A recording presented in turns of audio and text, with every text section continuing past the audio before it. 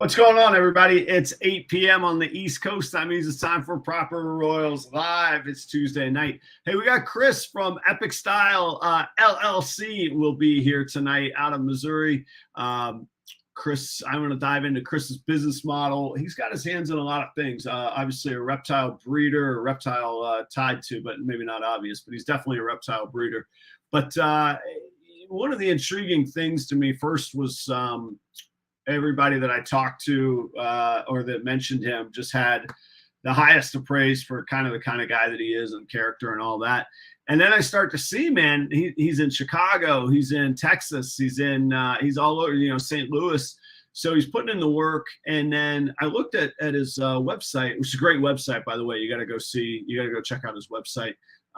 Everything just has this professional air about it. And I'm like, man, I want to talk to this guy and dig in a little bit on his business model and how he does things. So I found out more and more about him, not more and more, but just different layers of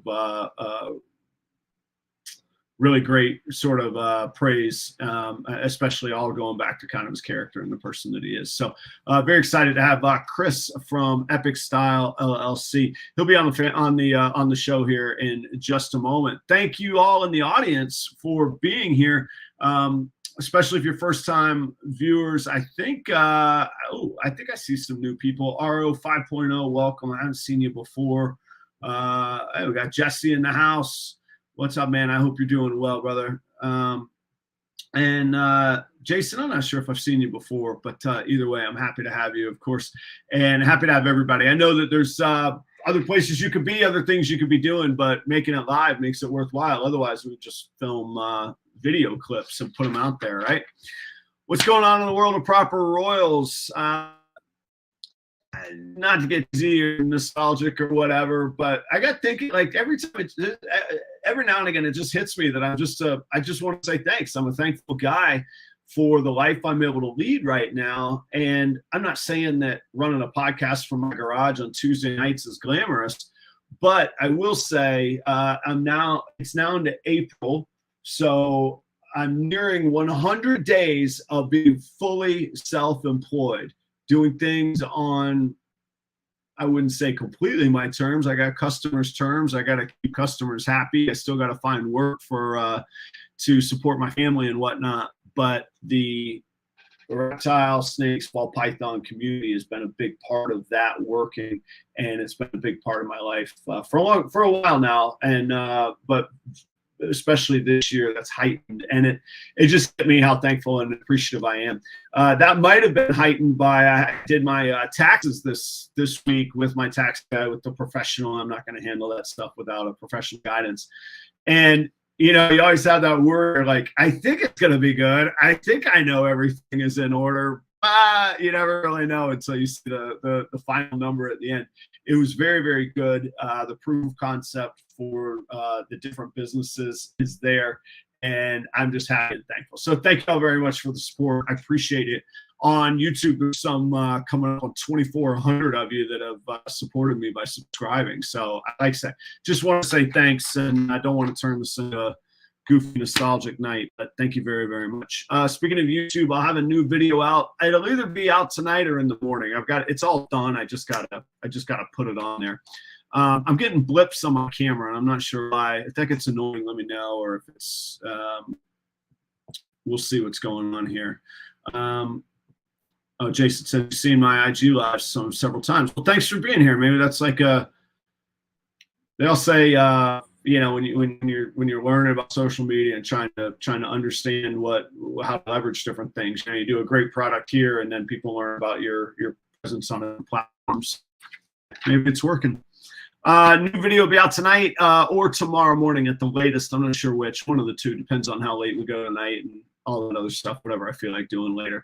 It is a visit to Shannon Peck at Green Dragon Brokers. Man, only his second year of breeding, but he has gone just incredible into incredible lengths on his investments. And I cover all that in the video and the site visit to his facility. So, and Shannon's been a great, all transparency, started as a customer, has become a real good friend. Matter of fact, Thursday, I'm going to go have dinner with him. down in St. Augustine. So that'll be out. Check it out on YouTube. The Patreon is up. The links are, there's a LinkTree link in the description down below. Check it out. There's 3 different tiers on there. I'm going to take the time to sell them all. But the community's growing. I got another Patreon member this week. So thank you all very, very much for that support. Go check it out if you want to find different ways to support Proper Royals.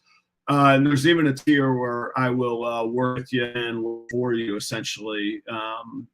You can check that out as well. The 24/7 live is still going. That's on a separate YouTube channel. That's also in the link description. 3 cameras around the facility, 24/7 access to what I do. So sometimes it's boring where you just see me sitting in a chair and you already have me live on the show here. But like tomorrow morning at 9 a.m., I'll be doing my pairings for the week on Wednesdays during breeding season, or when I pair. Sunday nights I feed. So you can kind of see the operation behind the scenes. That is on YouTube. The other channel, it's on the link down below. And that's going to switch over to Patreon only content, but I'm still working out some kinks. And anyway, once I get figured out, I'll take care of that. I will be in this Sunday, Easter. I'll be in Punta Gorda down in Southwest Florida, performing at the Celtic Ray, 2 p.m. to 5 p.m. Come on out. I don't know.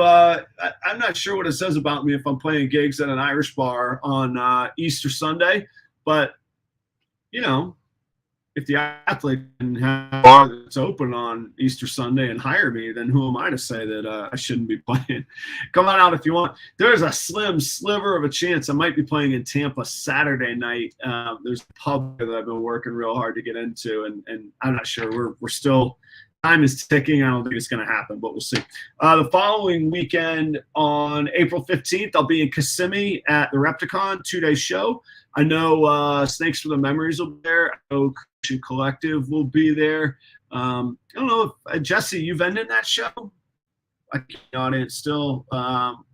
Jesse might be there. I'm not sure. And if anybody sees Dale, find out if Dale's going to be there. I think he was talking about possibly going. I'm not sure. Shout out to Evan. He's also one of the Patreon subscribers. And I know that Casey at Goff's Reptile Creations, he is a Patreon member as well. Thanks, gentlemen. I appreciate the support. Next week, we got Jake from the Opidarium, another fairly new breeder that's really kind of making some connections and has just a great personal reputation. I'm excited to hang out with Jake. That'll be next week, same time, same place, 8 p.m. Tuesday night. I have So I bought a, well, how would I put it? I wouldn't put it as a collection because the people aren't like going out, but it's a little bit of a strategy I've been employing lately. Anyway, I bought a whole clutch, just like, hey, if that one's for sale, how much for all of them kind of deal. And this is going back around Black Friday. So I don't know if they needed Christmas money, if they just were happy that somebody would buy all 6 animals at one shot or what. But they were a super gravel clutch, and those have obviously gone through quarantine. They're eating well. They're healthy. Everything's good. I'm going to let a 1.1 of those go. So one is the male is a super gravel pin. The female is a super gravel enchi. And I'd like them as a duo. I will list them individually on Morph Market, but they're going to be a higher price and a higher cost. Both of those shipped insured to your door, $2,300. If you guys are interested in that, let me know. Just email me directly at properroyals@gmail.com, properroyals@gmail.com. That email is also in that link tree down below. So male super gravel pin and a female super gravel enchi. Both of them are 2022 clutch mates. 1.1 super gravel project right there. You don't have to worry about yellow belly or asphalt, possible this or possible that. Super gravel is right there. If you're interested, let me know. Hit me up on that. Back to our guest, Chris, EpicStyle. I'm looking forward to hanging out with Chris. I just met him briefly in the green room. Otherwise, you guys are going to get to witness us meeting and hanging out and getting to know each other. So I want to say thanks for being here. He also has ties to REDLINE family, which are great sponsors of mine. We'll talk about the sponsors later. So it's kind of neat how the different relationship circles kind of overlap and intersect. So we'll explore all of that. Thank you all, as always, for being here. Can't wait to hang out with you all tonight. So for the first time ever, please welcome Chris from EpicStyle LLC to the Proper Royals stage. Chris, what's going on, man? Not much. How's it going? It's going well. It's going well. You know, we have Wi-Fi and internet. I've got a guest. The show's on time. We're good. There you go, man. All in a day's work. That's true. No, I'm excited. Yeah. If you had told me 3 years ago this would be part of my regular day work, I laughed in your face. It's just a wonderful. It's just a wonderful time of life right now. I'm truly just a happy person. So, hey, for those of us that are familiar or haven't met you before, tell us a little bit about yourself and what you do and that sort of thing. What's the tie-in? Yeah, no. So we're a family unit. My wife Karen, our son Desmond, and our daughter Zariah. We've been various shows, primarily in the Midwest. Going from all the way up to Minnesota, going all the way down to Texas. We've done a few in Colorado, and we went to, I guess the farthest like east we've been is like St. Louis, off the top of my head I could think of. But we did go to Daytona last year and like walk around and hang out with some friends and stuff like that. But the biggest thing here is just education and bringing up that the new wave and new kids and keeping the hobby going, because as we all know, it's always a fight with different laws and regulations in that regards. Yeah. So just creating that awareness in that group. Everybody loves dogs and cats, but I mean, from my side of the table, there's a lot of people that love reptiles too. And so if we can just keep that going for our generations and stuff like that, it's going to be a blast. We're on I always say there's sort of a spectrum between hobby and business. Where on that spectrum is EpicStyle for you? So it started out as a hobby, where we got into it about almost 8 years ago this fall, and it slowly each year kind of grew. With us getting our first reptile as a family, a bearded dragon, finding out about reptile shows and going to go check them out, led to me then working for Cold-Blooded Expos. It's a show that takes place here in the Midwest. Jason was a great guy. It was more like a paid internship kind of, because I got to learn a lot about business, a lot about reptiles and different keeping things. And then I got just up close introductions to different vendors and meeting people and networking in small ways there. I never imagined it growing into what it is now. And then eventually I finally, got enough under my belt where I could go and be like, hey, I think that, we can do this as a family ourselves, and we can find a niche that works well for us. And that niche ends up being Leachianus geckos is our primary focus, along with doing our educational stuff here at schools, daycares, different camps that happen during the summer. In that regards, we just actually got in with our local library circuit. So we're going to be doing programs this summer and heading into the fall for the local library system as well. So it's each year it kind of grows a little more and more from the hobby side to the business side. But it's a blast. I never thought I'd ever own my own business in any regards. And so it's pretty cool. It's empowering and exciting that I get to bring my kids on this journey, and we're all supportive of each other, just in that regards. Man, congratulations. And I say that like, who knows if we're going to get rich in 10 years, maybe we'll do another episode together and be like, hey, remember that time? But maybe it won't. Maybe it'll be a grind, and maybe we'll just get by. But what you just said about having your own business, it is. I'm going through that feeling now myself. So I'd had rental units, and that was a business. Mm-hmm. I always had a career with it. I never thought of it as a business. I just thought of it as a property that I owned, kind of thing. And then the music, and that was sort of a side hustle, make a little bit, and then. Now starting with my restaurant consulting rather than being an employee in the ball pythons. And now it's just a totally different mindset where everything is the business. There's not a career and then this fun little stuff I'll try out. Like the tryout's done. Like it's gotta happen, or I gotta ask myself how we're gonna pay the mortgage, or how we're gonna feed, or how we're gonna do this or that, you know?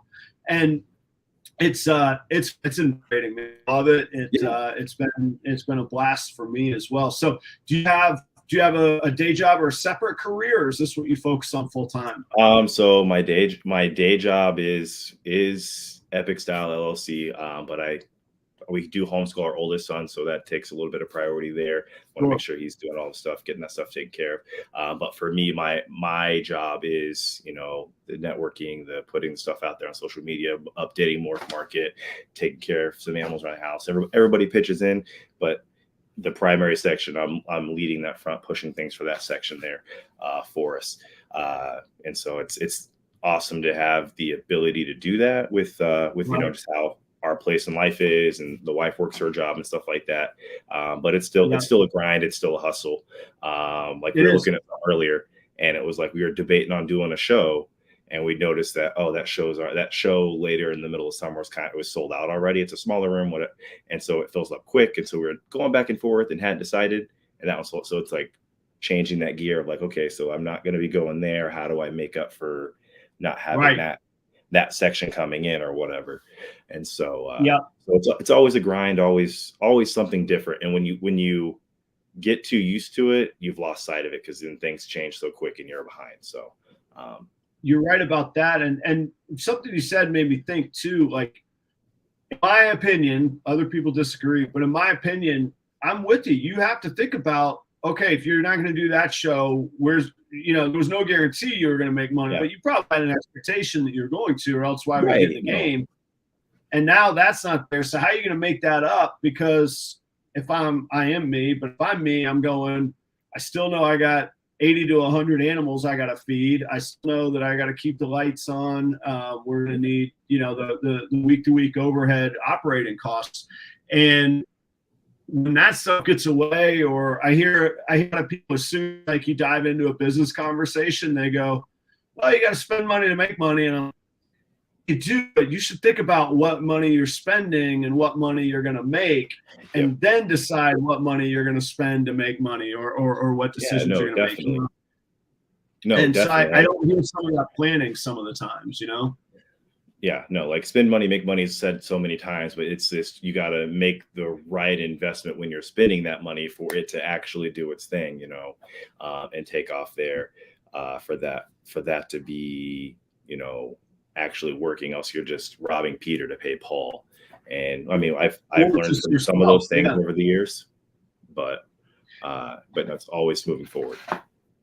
Yeah, I usually, and my wife is great. My wife, Kelly, is great for this. It's usually okay, what outcome are you expecting from spending this money? And then we can hold ourselves accountable. It doesn't mean, if it doesn't work out, doesn't mean that we're horrible people or that we shouldn't have done it, but we need to learn from why it didn't work out. And we need to account for that, pivot, at least ask ourselves okay, is it worth continuing to do that if that's going to be a potential outcome, versus just, spend more money. That doesn't work for me at the moment anyhow. No, not same here. No, that's not. I just don't have a bottomless pit. I can just throw stuff at and be like, oh, I didn't do anything. Let me go dig up some more and go there. So it's been some trial and error type things, and things. Like we're all human. We make mistakes and stuff like that. So sometimes things flop, and you got to realize and you got to take accountability for it. That's the biggest part that I've learned, is you just have to be accountable on that standpoint. And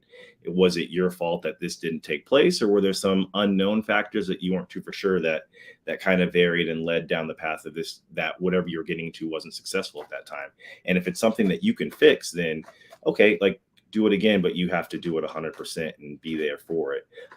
Like you're talking about, how do you make up for income that you possibly could have had and things of that nature. And like I joke around people and say I'm not a gambler. I don't gamble on anything, but man, Reptile sometimes makes me a gambler. That's like I'll try some things out and go that fashion. I guess that's my like little casino. But no, it's fun. Yeah, sorry, I lost my train of thought when you started talking about gambling. I was like, oh, there's a different thing I could talk about, but no. Well, we'll continue on. No, I say that because I actually have a fairly addictive personality, but I know that about myself. So like, I actually don't really enjoy gambling, but I enjoy poker like a lot. And there was a time in college where I was playing poker 7 nights a week, giving up sleep, trying to run on 2 hours of sleep, going to college, trying to keep a job because I thought I could just, make money playing poker every night in these tournament games. And the reality is that's just not sustainable. So no, I don't. I quit that, and B, I don't recommend that model for anybody. Just being like, oh, we'll just gamble on it. Audience, I know my camera is being less than enjoyable right now. How's the audio? Is the audio coming through clear? Chris, you still hear me clear? It's a little choppy here and there, but the audio for the most part, sometimes the video is what it freezes up, but I can hear you clearly talking. Is mine do it? Yeah, if the audio is good, I'm probably fine, but maybe I'll get a let me just make sure my backup camera is ready to go here if need be, and then I'll switch right over. All right. If that thing crashes, Jeremy and Holly say super glitchy. Hey, is it glitchy audio, Jeremy and Holly, or is the whole thing glitchy? Audio and video, or just video? You know what? I'm gonna switch it. I don't care. We're just gonna fix this problem right now. Give me 1 second, everybody. We'll be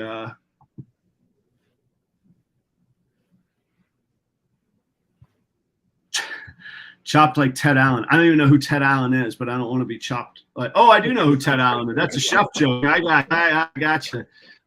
Rule number 1 when you work in restaurants is not to watch the chef shows. Man, they drive everybody who wants to be an expert from those shows. All right. Chris, sit tight for 1 second. I'll be right back. Nope. Sorry, I broke the live.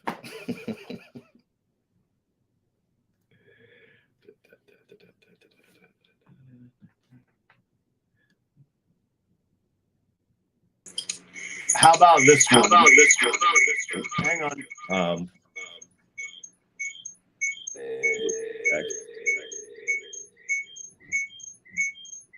That did not fix that. Hang on a second.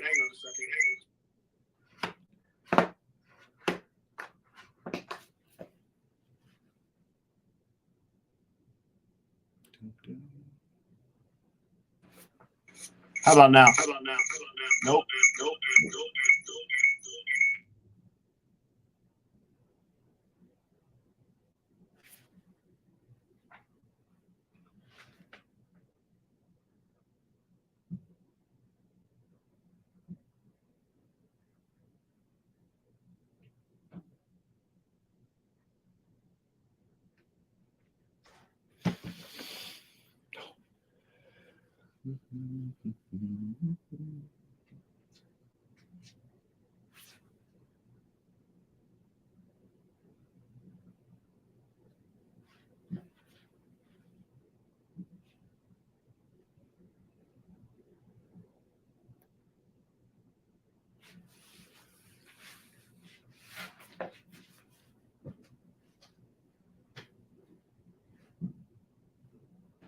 Let's give this one more shot.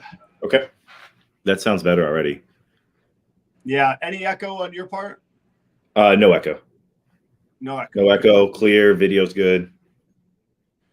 All right. Audience, how about now? I got a little bit of echo in my headphones, but if it's just me, that's fine. All right. I hear no complaints. That's either a good thing or a bad thing. Yeah, well, yeah, it could be because there's nobody left. And, they're like, I had enough of this. All right, Jeremy and Holly say it's cool. So, all right. Sorry, I had the wire in a weird place. Oh, no, you're good. You are good. So tell us about your business model, your species that you work with. Do you have dry goods, other streams of revenue, et cetera? Okay, yeah. No. So obviously the big portion of our business is vending shows and being up on Morph Market or through our website, which is whynotreptiles.com. And the biggest thing that we produce here are Leachianus geckos. Came across them probably 4 years ago, saw them, and then had a chance to get 2 babies. And then from there, within a year, I think I had like 5 or 6. And then another year I had 14 or 20 or something. And so just over the years, numbers just kind of kept growing. Tried the whole ball python thing. Enjoy snakes. I'm just probably the worst ball python breeder on this side of the Mississippi. Wait a minute. You could breed geckos, but not. I can breed Leachianus geckos. Maybe I get lucky. I think totally in the time that I've been in the hobby. We've been in the reptile hobby. We've been keeping reptiles for almost 8 years. Been in the hobby, I'll say, for about 5. And then we've been a business. This June will be our 2nd year of being a LLC. But before that, just trial and error and trying to figure out, just like, oh my gosh, I love this hobby. Like it's really fun. It's very addicting. And so I wanted to breed snakes and picked up some snakes and stuff like that, and was able to breed those first couple snakes that I got off Morph Market. So then I started getting some stuff and growing them up, and then getting some other things. And that just, I don't know if I was overthinking the cool downs and the warming things back up and ovulation, just trying to like, oh, is that an ovulation here? Is that what we see? Like, right. And it's like, I bet you my son could, if I just would have let my son do it, he probably could have just threw snakes in there and it just would have happened, like. And so I think we had maybe five or 6 clutches total in like the 2 years I was actively trying. And I had a bunch of snakes, but I had a decent amount. Probably had 15 or probably 15, at least 15 like breeder size, probably 12 to 15 females that I was trying to actively breed. Yeah. And so that was a little discouraging, but it obviously led to a path to where I came across our geckos and meeting different people and being able to network at shows and thankful for the knowledge that they had passed along. Because sometimes, I don't know if you've came across it, but sometimes people are very coy or hush hush on certain things. And there's some about trade secret. No, I don't want to give you my trade recipe for your restaurant. Okay. Well, yeah. But there's some like cutthroat stuff at shows that I've come across, and like really like subtle underhanded stuff where people make comments and you're like, were you threatened by me? Or like, if you're such an amazing, badass, what are you worried about me kind of thing? And so my whole thing on that perspective is like, so people have been really nice to me when I've got to know them and talk to them. And so I try to give back that knowledge when someone asks about, hey, like they buy a lychee from us or they're talking about lychees. We have some. What are your thoughts and tips? Like I wouldn't have been able to get to the point where we're at currently. And hopefully we keep going up the ladder without good people that have helped me out, from my friend Connor at Reptilia, or talking to Shay and Robbie Hamper, Carl Vargas, just some really great people on the gecko side that I've talked to over the past probably 18 months to maybe 3 years in some parts, that are very motivational and very just open and honest once they get to know you knowing you as a person, and just enjoying their time that they're spending and you're spending with them, and know that they're just giving it to someone in context and they're understanding it and actually taking it and putting it to use. I saw a great quote and it's super cheesy, I know, but it was really neat. It says, you can't compete with me because I hope we both win. Like, it's not a competition, you know what I mean? The more people that are involved and the more normalized that this is, the better off we're all going to do. Yeah, no, definitely. Like for us, in our market here, we're in the Kansas City area.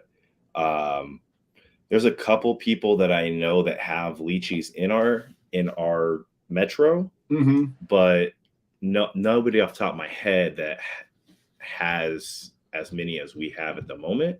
Right. But who knows? Maybe someone's hiding out there or whatever, which is fun. Like, competition's good. Competition's healthy. Like, and it only gives me the ability to have someone closer when people start getting more into it. So when we first started doing local shows, sometimes people weren't sure what type of geckos these were, what this stuff was, in that regards to be able to have more information. Like, oh my gosh, what's this gecko here? Like, I see it, it's really cool, but I don't know what it is. Could you tell me more about it? So educating the community and at our shows and stuff like that are exciting in that regards. And so and now it's fun seeing a couple years down the road, like people tag us in Facebook groups and things like that when someone local's looking. And so it's really cool, the connections you make, and people recognize that you're doing good things and stuff on that section.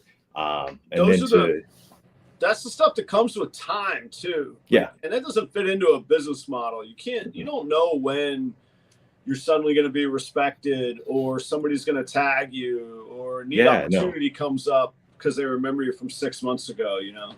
Yeah, no. And so back to your question on the business model, so right now it's primarily our Leachianus geckos. We have some cresteds that we breed. And then we do have connections to get like some leopard geckos. And then we really enjoy having our redfoot tortoises and stuff. So we have those.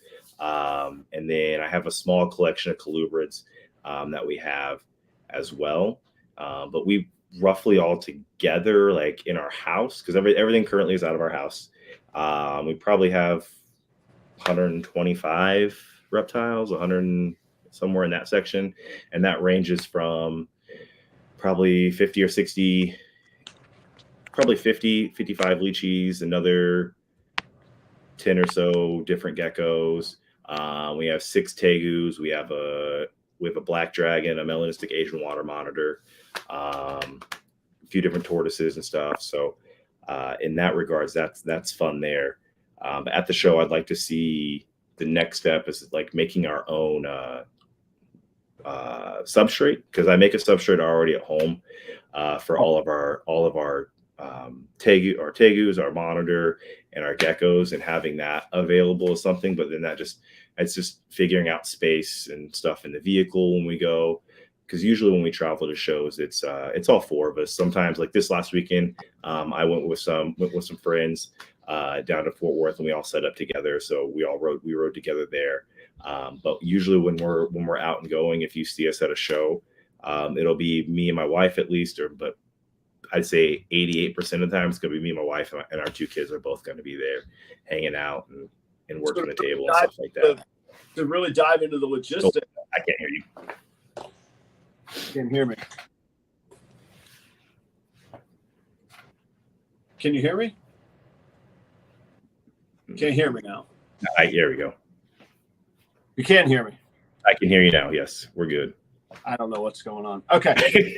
So, to dive into the logistics though, because doing shows was always a daunting task for me, both to go physically do it, but also to figure out how to make the numbers work. So to get 4 of you from Missouri to Chicago, like what, and all your gear and equipment, if I can ask, what vehicle do you take? So we just recently, we used to drive a Dodge Journey when this kind of all came into fruition. We just recently, this last fall, got a new vehicle. It's a Kia Telluride.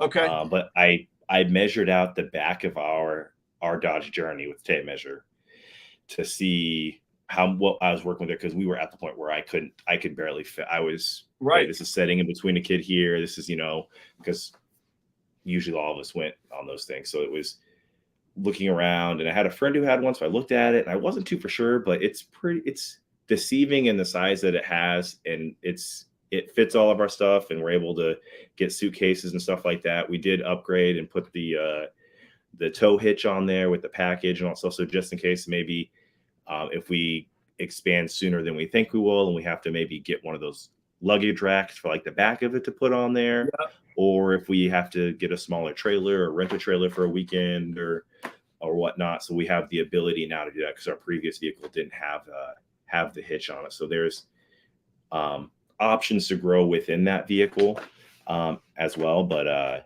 no, definitely it's sometimes it's tricky because I mean, I want to take as many things as I can, and cases take up room, and then we have one of those big 27 quart totes, the black with the yellow lid, all of our stuff for the to put on the table, things like that.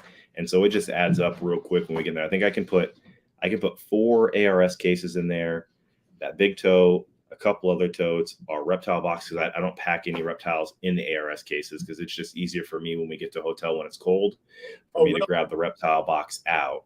And leechies, man, they poop a lot. And so I don't want to have to clean my cases. I clean them usually leading up to shows and stuff like that, but I'd hate to have them in there and they have the glass all printed up and stuff. So we deli cup everything, and it goes in a reptile box with this. So it takes up room, but it just works and it's efficient. And I know I can grab all my animals out of there if we get there and we're staying at a hotel or whatever. Just the box has to come in for that, or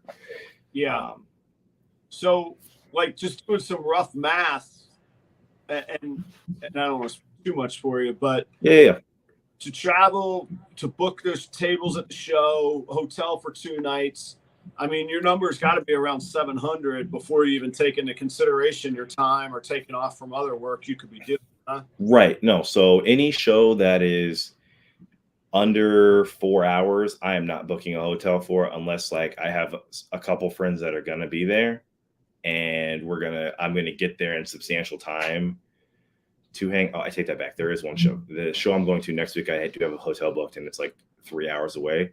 Okay. But I'll get to that in a second. But primarily I usually don't, because it's just another, it's okay. I could find some cheap hotel somewhere, but I would rather stay at the hotel where that's where the event's taking place at. So I can get up, I can go eat breakfast down there. Then I can walk to the conference room, wherever it's taking place at, in that regards for the show. So then that just, might cost a little bit more. We usually do, it's 1 room, 2 queen beds. That works out fine. Gas and stuff like that. Gas in Illinois ain't cheap, so driving through Illinois is always expensive. But then we're all 4 of us. Our daughter's 5. She eats a kid's meal and stuff like that. So eating a meal is probably, that's like a 40. If we stop at fast food, it's probably out there $35. But if you sit down and eat somewhere, I mean, that's probably closer to 50 or 60. Although we did find out going to my sister's we could stop at Costco and eat pizza. One of us get a hot dog, and then we get like 2 drinks and share them, and you can get out of there for like $14 or something like that. We're like, holy cow, this is impressive. Pimples the whole night, you can. Right. But yeah, no, it can get it. I want to go back for just a second. You said if it's under 4 hours, so you'll do a commute on a 2-day show. Say it's Saturday, Sunday show. Okay, so the only 2-day shows that I've done so far are Tinley and Arlington, and those are both. I'm right in the middle. And so I'm 8 hours from 7 and 8 from another. Although I really want to move farther south so it's warmer, because I'm over winter. Winter's not my friend anymore. I'd love to move Texas or Arizona or something like that. But then if I do that, then that makes the Tinley drive like 17 hours, which is a lot. Obviously, to break it up in 2 days. But and then I've done 2 Reptilian Nation shows, and both of those were one was Houston, which is 12 hours from me, and the other one was this last weekend in Fort Worth, which is 8 hours from me. And so 2 days. Those are the only 2-day shows I've done. There's a couple that have been near me. It's hard for me to do a 2-day show for a place that you could easily make it a 1-day show for a smaller city and stuff like that. So I kind of stay away from those and try to. Adults, I've had really, really fantastic 2-day shows. Most of them are around here, and most of them that I do are 2 days. Actually, I'm only a 1-day show. But they were put on by 2 different companies, and I think they 2 different advertising angles. Gotcha. One was, and I've done shows in the same city with the 2 different companies. One was just total petting zoo, like in suburban. Yeah, no. And the other was a whole lot more sort of a industry feel to it, you know. So okay, it's interesting how those two things come across, because I've been to both of those types.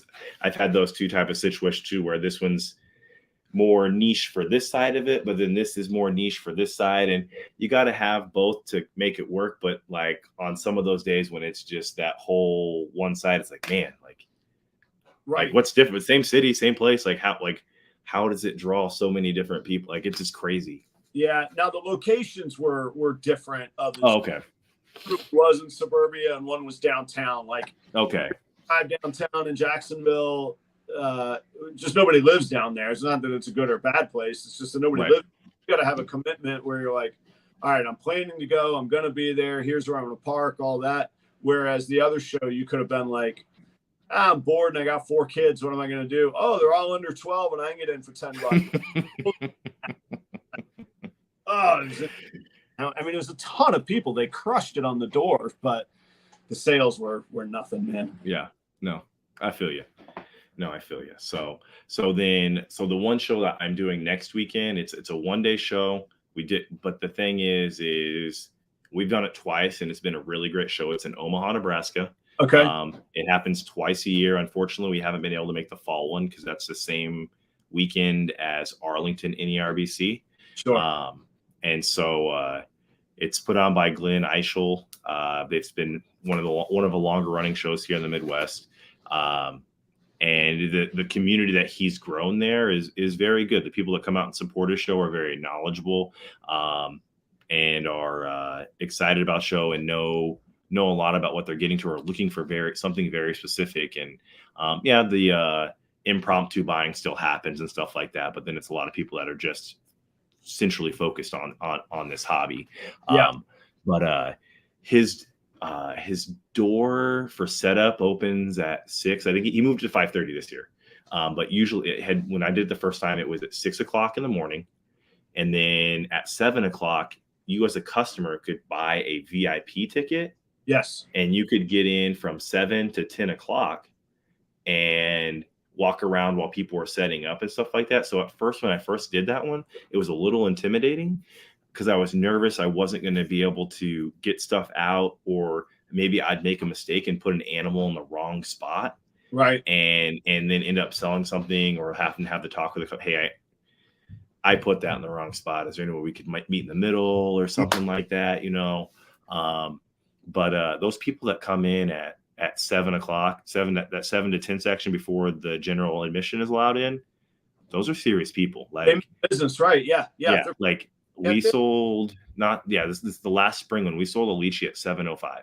Like, person came in, looked, and he's like, I'm going to look see if there's any more there. Came back, bought one right then and there. He's like, okay, have a good day. And I think he walked right out the door. Like, yeah, he got his morning coffee and left.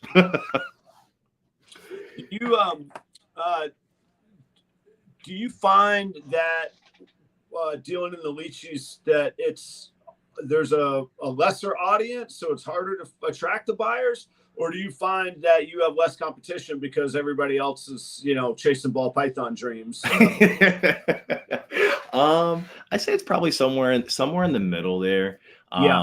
Just like I said earlier, like around us, like not trying to pat myself on the back. I just happened to jump into this section. And so a good friend of mine who got me into this, he downsized a little bit. There's a couple of people that work with him, but I think we have one of the larger collections in our area.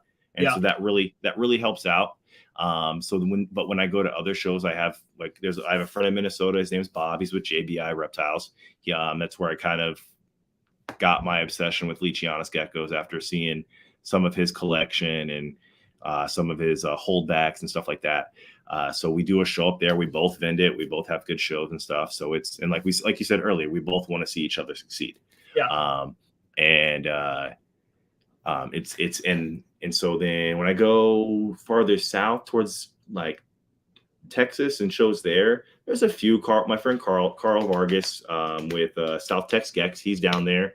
A few other people there. Well, who was there? There was, because I was in Texas this weekend. I think there was maybe 3 or 4 tables that had some lychees on it and stuff. And usually what you see is you have a table that has a bunch, and we're kind of in the middle because we're still cutting our teeth. We're still early. Like, I wish I could hold more back, but at the same time, like I said, this is what's up, Will and Audra? How you guys doing? Yeah, that's funny. I love them. They're great people. They are. They've been really good friends to me. And you know, it's funny, Will. I was in my closet earlier today, and Will had sent me one of his sweatshirts. And they're phenomenal quality sweatshirts, and they're big, and they're thick, and they're heavy, and they're bright red. The problem is, man, it's April 1st, and it was 93 in Florida. Sweatshirt, man. I'm like, I got to go to Tinley just to be able to put this. Right? You go on that trip with your wife to Minnesota. You said something about your wife has family or something, or she graduated from Minnesota, so you just got to go to Minnesota. Put it to work. I want to go, man. You could plan it and come up sometime next year or whatever and check out that Cold Blooded show and hang out with Danny and Taylor, and we'll be up there and all that stuff. Well, I tell you, I'll make it known here. This is a nice interlude for that. One of the results of my meeting with the tax guy, and actually because of my wife's trip to Minnesota. So she and my son are going to Minnesota this summer, but I'm staying put because we're expecting the eggs and the hatchlings. Right. No. We got, 100 ball pythons, but we have 2 dogs too. And one of them is complete. One of them's had his eyes removed. So he's completely blind. Anyway, it gets expensive getting all that covered. Yeah, I know fully. So I was talking with the tax guy and my wife, and she's going to Minnesota. And I was like, man, maybe I'll find a trip of my own to do. And I got talking with the tax guy, and I was like, I got talking about the ins and outs of what's deductible and what'll work within the business and all of that. And anyhow, long story short, I'm going to go to Tinley in October. I will be there. There you go. I'll be looking for you. Yeah. Binoculars on, man. The only question will be, I'll have inventory. I'd love to. I wouldn't be able to pick up a table anyhow because I'm a ball python breeder. But if anybody has space or wants to go in on a table or has access to one, I probably will only take one ARS display. I mean, I'll take as many as I can, but that's all I would ask for of space. So I know a couple of the guys that go to Tinley. Robin might know somebody. We got to talk about the whole hashtag better off red. That's correct, Robin. Yeah, we the whole REDLINE connection here in a minute.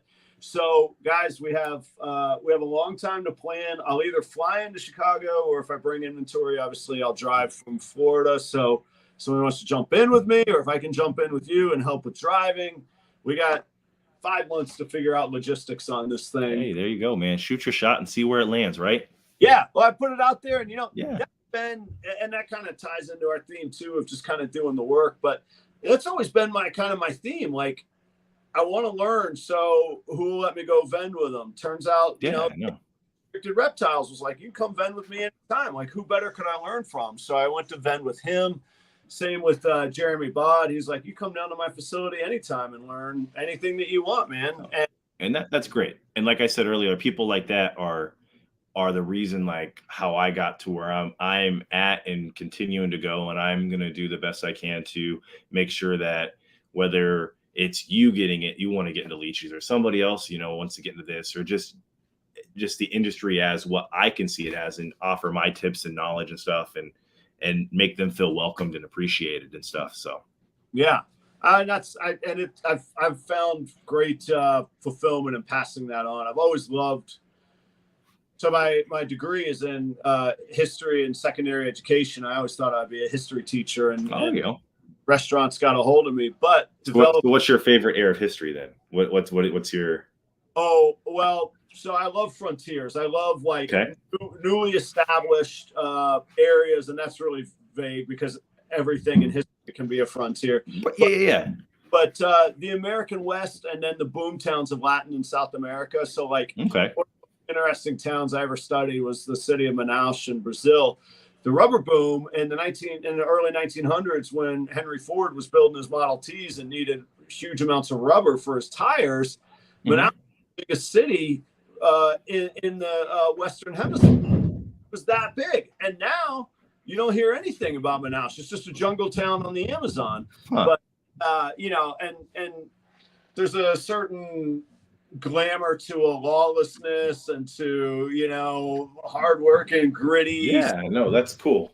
Yeah. So I will say that you said South America, and I think I'm going to make a side note over here that I need to look up South America history and different things, because I don't think I know too much or in depth on it. Like I enjoy like the Egyptian stuff, and I enjoy a lot of the Chinese, like the dynasties and stuff like that. That stuff really got me going when I was in school and stuff like that. So I was just curious. I didn't mean to go off tangent here, but I just love getting to know the person as well. So.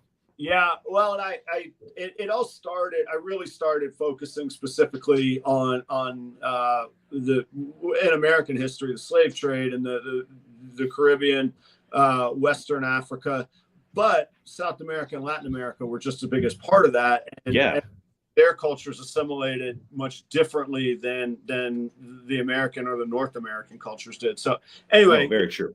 I love that, but that's where that all stemmed from. And then revolutions in South America, man, like we just had one big revolution and then we fought ourselves and nearly ruined the country that way. But man, you want a revolutionary place, man. Latin America and South America are just, you know, you can pick your revolution down there, man. So okay, that's enough of that. But yeah, Robin, if you you know, if you happen to hear something come up, let me know. You told me once I was doing pretty good on the whole Proper 5 promo code. Maybe you could, you know, help me out a little bit there. I'll pay for it. I don't mind that. I need a ticket to the show kind of deal. So, hey, while we got a second, speaking of, let's take care of the sponsors. First and foremost, REDLINE Shipping. Chris, we got to talk about why you are wearing that. What's your tie-in with REDLINE? What's the history with you and Robin, and what you got going on? So the biggest thing there was I was at Arlington. Yeah, Arlington was the first show where I saw some stuff leading up to it on social media. My friend Josh and Kendall and Bob, they had some of the little placards and stuff on their table and stuff like that, and talked to them, and they're doing some shirts and stuff like that. So I had picked up a placard and put it over my table. Actually had something that was shipping out when we got back from Arlington. So I had used it then. Robin then had came by, because the fall Arlington and Tinley were like 2 weeks apart, which is crazy. It happens so fast, and you try to make sure you have so much stuff available during that time, which is great. But Robin came by and happened to see the little placards on our table and was like, "Oh, that's nice, thanks, appreciate it," and stuff. And I knew who he was because he's walking around. He's a very can't miss type of guy, right? But some friends at JSA Reptiles, they Joe and Sheena and stuff, they came by and gave me a little bit of backstory, and I was like, "That's a really cool, man. Like, I'm gonna try it out and support him, do see what it's like and stuff." And he's nothing but a stand-up person. He's there for any sort of question you have. He's there to have fun and have a good time, and it doesn't have to be reptiles. It could be anything. We were able to hang out at a couple different shows and stuff in that vantage point, and he welcomed my whole family. Like I said, we're a family unit. Him and my wife, Tinley, they got off on the topic of reality shows. Okay. And she was a bit nervous because she's like, she didn't know how it was going to be perceived because he had brought it up or whatever. But I'm like, you need to talk. Like, this is you enjoy, watching these sort of things and stuff. And so they had I don't know if you call it a bromance, but they had a bromance moment. Like they were getting down on it and everything. So it was definitely, it was cool to see.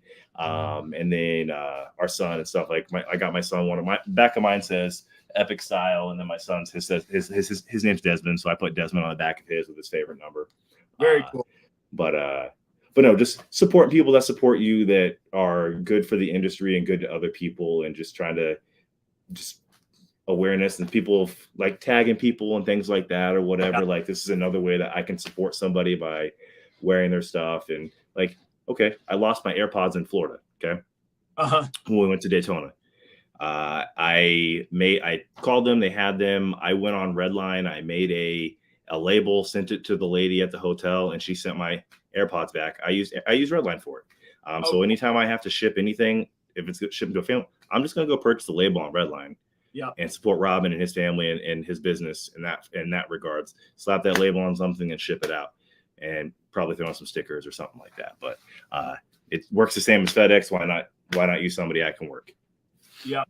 No, I was impressed with the experience when he first rolled it out, and then when I don't know what the litmus test for me was, but when I on my show where I was, you know what, I think I've got a far enough reach, and I think I can actually bring some value with this show, with this base and the loyalty of the people that are here week in, week out, and the reach that we have. And I used that code once. What's that? I've used that code once. Yeah, a lot of people have. I don't know where I stand in the pecking order right now, but there was a time where I was right at the very, very top, and it was cool. And that just goes to show both the support of the community, but also, like, I want to be able to bring value. Like, I know it's a little bit gimmicky having these codes under my show, but like, those are two things that people use if you're in this hobby. Cold Blooded Cafe is right down the end from us at Tinley. They're in the same row as us. Yeah. And then Redline's all the place. We'll see a red everywhere. But those are beneficial things. It's a one-time use, but it's still very nice and very cool. Yeah. And the experience has been great. And I've had unfortunate situations with FedEx. There was an issue with the animal. You call Redline, and I swear, not that they would care anyhow, but I've never been like, I'm so and so, and I advertise and blah blah blah. Their guy Elliot is just fantastic when it comes to facts.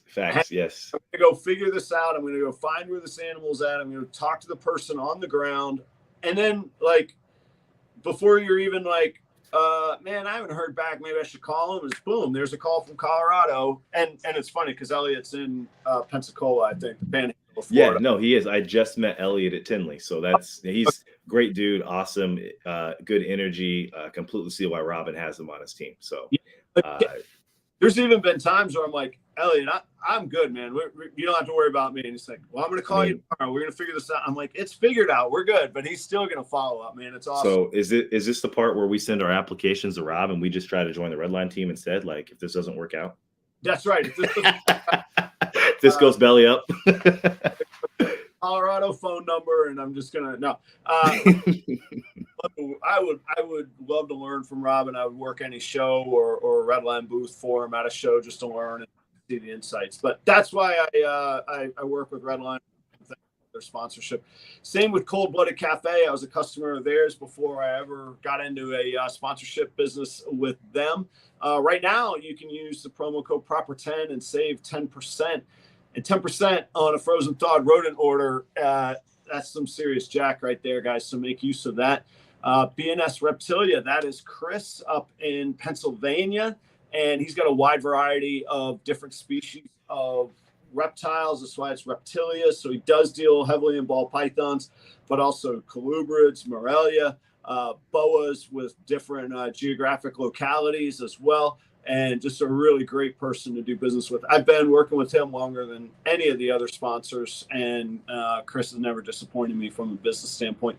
He's also the Pennsylvania distributor for the chipper, so you can check that cocoa out. That is the cocoa that I use as well. And last but certainly not least, the newest sponsor just joined on is Snakes for the Memories. That's Jeremy and Holly, and I am proud to say I've done business with them. I have vended right next to them. You learn a lot standing on your feet for 16 hours next to another person, especially with their families there, how they interact with customers, their animals. They've been really great people, and I've been excited to watch their growth and their journey. They're down in Okeechobee, Florida. Check out the link below to go see all the animals that they're dealing with. Jeremy said he was just uploading some new animals on Morph Market.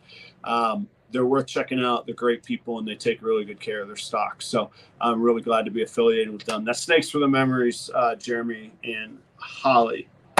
So now that we've got the bills paid, tell me about, obviously the family tie-in is that they're your family, but how does that all fit? What are the different roles that is it is it more that it's fun and easier to take the whole family, or are there different roles that everybody has, or how's that dynamic work?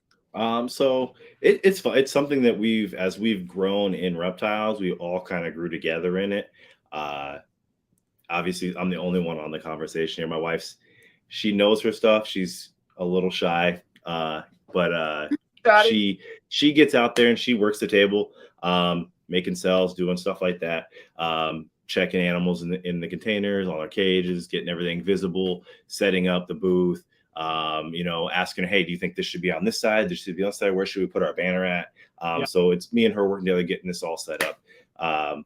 So I do miss her at times. Like this last weekend when I was by myself, like I missed her. I missed my son, because I was stuck at the booth unless somebody had to, hey, could you watch this for me real quick? I'm going to run to the restroom. Or I couldn't do my 15, 30, 45-minute leisure around saying hi to people and seeing if there's anything at the show I wanted to buy, which is probably a good thing. But no, so I do probably a lot of driving for us to get there. I lay out the cases maybe on Wednesday or Thursday and we use magnets on top of our cases, which is, I don't know if you're not using them, and you should. It's way easier than using the chalk markers and having to write that stuff on there all the time. What is the magnet? Wife saw a friend of ours and then took it to the next level. So she bought a magnet roll, and I'll post it up on my Instagram later for you or whatever, off there, the magnet strip. I can't remember what the gauge was on it, but we bought that. We have a labeler machine that we use. Yeah. And so, on the top of the sliding case, we took the sticky back off, put it on there so it adhered to the top of the case, and then take the other magnet, make sure it's facing the right way so the magnet matches up and they connect and hold each other. Yeah. And we take our Dymo labor and put it on the hey, this is a Mora Leachianus, or this is a blackhead hypo ball python or whatever. Right. So and then underneath I have a smaller one that just has the price.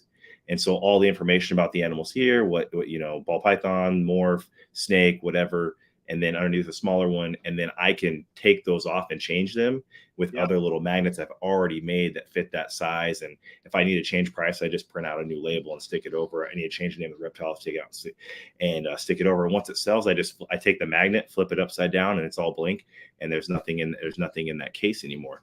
So it gives me the ability. So when I do go by myself, that my handwriting is kind of chicken scratch. But it gives a nice professional, clean look that it comes across when you look at our table. I feel that makes someone stop and want to realize it. Yeah, no, it was Simon T. Reptiles where we got the idea from. He takes the magnet and he puts like half the tape on it so it sticks on there. We just upped the game and made one magnet its home on there forever. Right. And then just place the magnet on there over and over again. Yeah, I didn't think about that. Yeah, I know what you're talking about, those magnet strips. I used them. Believe it or not, organizing a wine cellar is a lot like organizing a snake rack room. Right. No, fully. Yeah, and I mean, they can be just as massive. The biggest cellars you can imagine. And I used to manage that at some pretty big properties, and I would do just what you're talking about, because you could take them off and move them, because you might only buy 6 bottles of a certain wine that'll last for years, and you're not going to replace it. But when it goes down to only 2 in stock, you want to put something else in that rack. Yeah.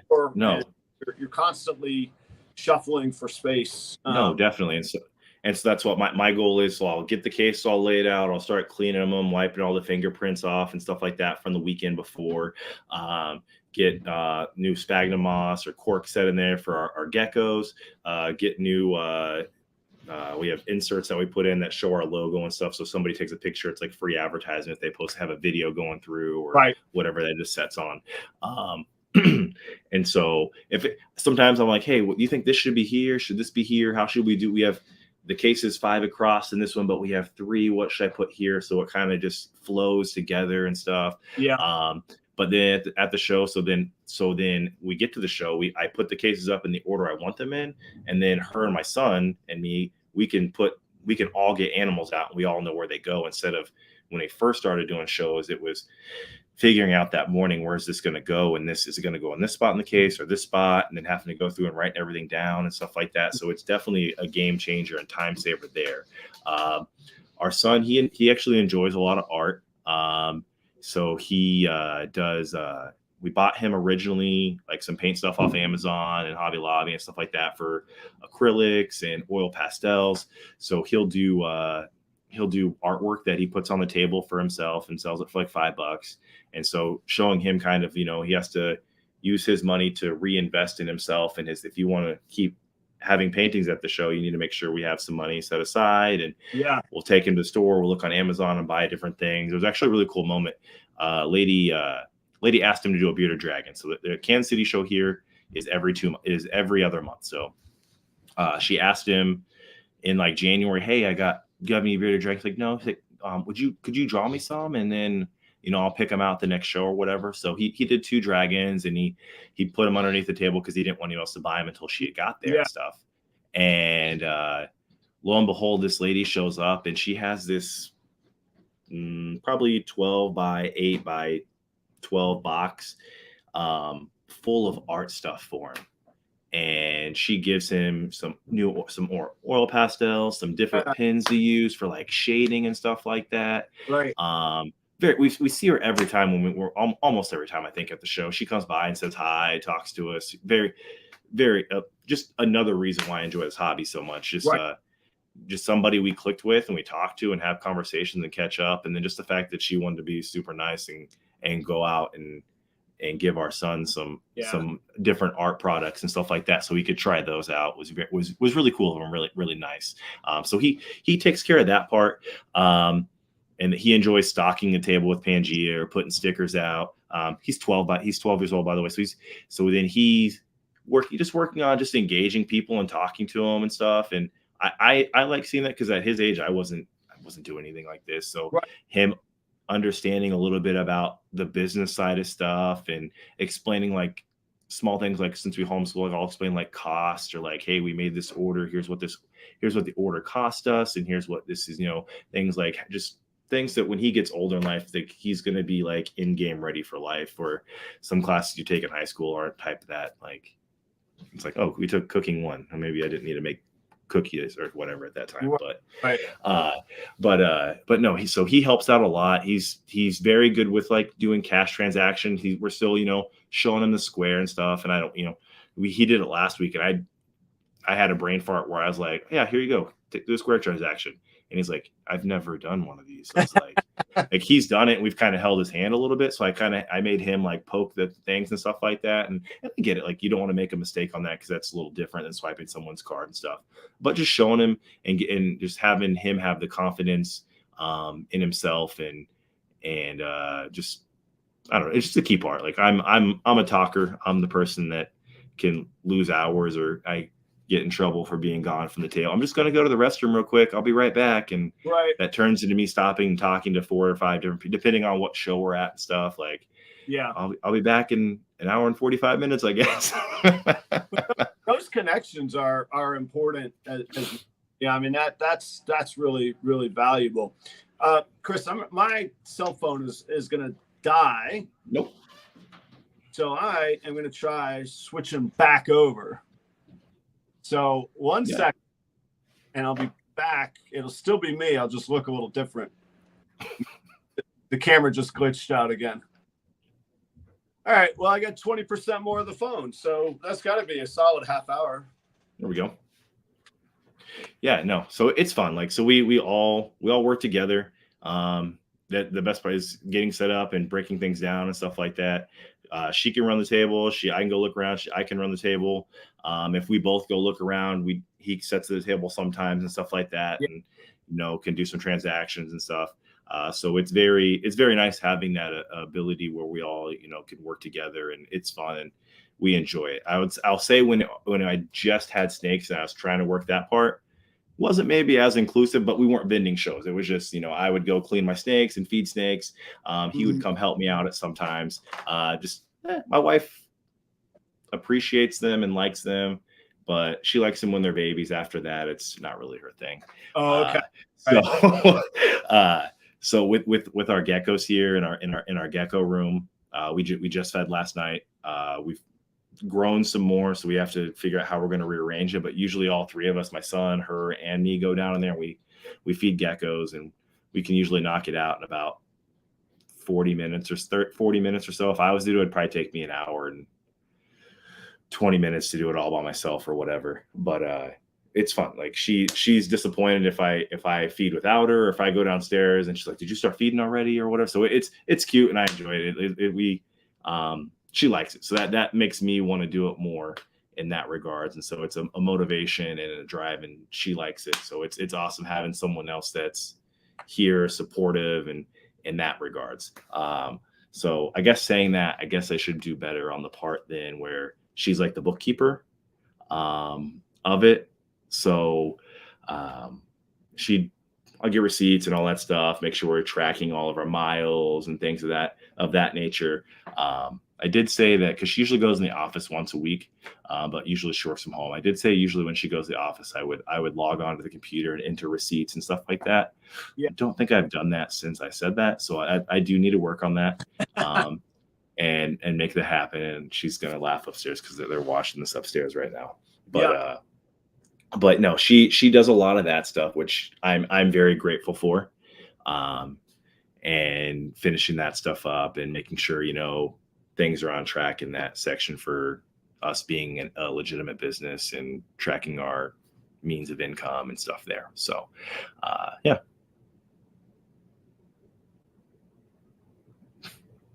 Oh, what's up, Gabe?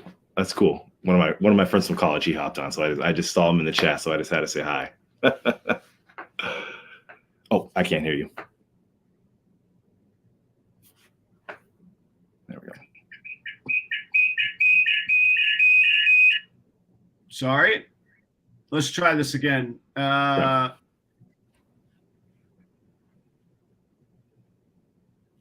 how's the audio? Can you hear me? No audio from Adam. How about now? I can hear you now. Check 1 2. Hey, there's the color. Good. All right, we'll try this again, and if not, well, heck, we're almost at an hour and a half. Anyhow, we're cruising along. Tell me let's talk about the business of the leechies, and I don't want to get too specific or intrusive, but I know nothing about them. So like the typical ball pythons are going to run you between $100 and $1,500, so to speak. What's the range on the leechies? So I'll from my personal perspective, because I can only speak from that. I see other thing. You can go on Morph Market and see things all over the place. Most of our babies here start at $600 when they're ready for the show. Wow. Okay. We have some that then I got this last weekend on the table. I had one that a almost full adult female. I had her for $2,500. I had another juvenile sub-adult female for $2,000, but then some juvenile, some stuff for $1,500 and $900, $800, $700, in that range. But my starting point usually is right around that 600. Man, so people are loving these leechies then, huh? When someone comes up and asks, "Oh, why is that so much?" and I used to take into the factor that, okay, they laid 2 eggs at a time. I had one pair last year. I sold one of their babies, but they only laid twice. So I ended up having only 4 eggs total, and I sold one, so I kept 3. And then I had another pair. I think she laid 8 times, so that's possibly 16. I'd have to go back and look at records. So if it was 2 every time, then that was possibly 16 babies I could have had there. But just trying to explain that sometimes pairs don't last forever, because there can be breakups. I have, like, right now, I think I have 2 leechies that they're 2 pairs that are just best friends. They hang out. They're not aggressive to each other. I haven't, knock on wood, I haven't had any of those crazy horror stories where the female has either really injured the male bad or killed him, or vice versa, where it's been the male who has killed or really injured the female. But I'm sure you know, I don't see myself getting out of reptiles. It's something I'll probably do the rest of my life, whether it's in a big aspect or a little aspect. That probably take a swing or two at that and have it happen. But that's something I want to avoid at all costs. And that's, you know, check on them every day. But obviously I don't stay down there. So catching it and noticing differences in them when I have my hands on them, checking them out, doing checks and stuff like that. And I'm sorry, man. Everybody, I apologize for the IT issues. Is my audio clear anyhow? Audio is good. I can hear you fine. Cool. Yeah. Yeah. Shannon says my video has disappeared. Yeah. I have no idea. I disassembled my camera stuff for some music shows this weekend, and when I put it back, you know, things go haywire. So here we are with audio. We'll go with we'll still go with the content, and you never know. Oh, maybe I'll just go creepy webcam. It's crazy how different the cameras look, right? Like how creepy is that fully look right there? You have 3 different hues, and you haven't changed a lot. Like it was the camera hue, or you had your first one on the camera, then you had your phone, and now you have this one. How the hues, and how just technology is different from each device, and how perceptive it is to light. So, and we were joking around earlier when we were talking about it. So, and it doesn't even, man, I'm sorry for the distractions. Anyway, yeah, we'll just let it be there. Hang on, and so I'm not super creepy. Oh, that's going to be even creepier. This is all just fun. Yeah, that's really me. So you guys want to have your own podcast? Not you, Chris. You said you didn't. Nope. Too much competition, and this would be my podcast every night, right? I was going to say what's going on and taking place. Maybe it's just my charm. My charm's coming through, and this is like, hey, Chris, don't have a podcast because this is it right there. No. All right, there we go. Now I'm less creepy, more transparent, and we still got Thomas up above me there. So you know, here we are. We'll go this way. I'm at the point of the least variables that can go wrong. It's all on the laptop, and it's all right here now. So all the great advancements in my technology and setup are now out the window. I cut out and couldn't hear you at all on a couple things. You said that they lay 2 eggs at a time. How often do they lay those 2 eggs? So it just varies. So with Leachianus, they're from New Caledonia. New Caledonia is a chain of 11 to 12 islands. Within there, you have about 13 or 14 different locales. And the only when I say 13 or 14 is just for the fact is some of them are like there's this thing called a Riviera Blue. Some people don't classify that as being an actual locale. It's sort of made up. Whereas with your ball pythons and a lot with your snakes and stuff, there's morphs. There's visual DNA things that you can break it down and put it there. So if I was to hold up to Leachianus and say, oh, this one's a Moro and this one's a Nuana, Joe Schmo or whoever, you couldn't really tell too much of the difference unless you were digging deep into it. And so it's very important when you're buying from someone or looking at things that if you're wanting to do breeding in the future, that you gather your information from someone that's what's the word? Knows what to talk about and is reliable and resourceful in those areas. That you can fall back on and know that you're their trusted information you're getting from them. And it's not just a label slapped on here to sell something in that regards. Because you could say it's this and tell somebody and kind of cheat them out of something if you really wanted to be a dirty person.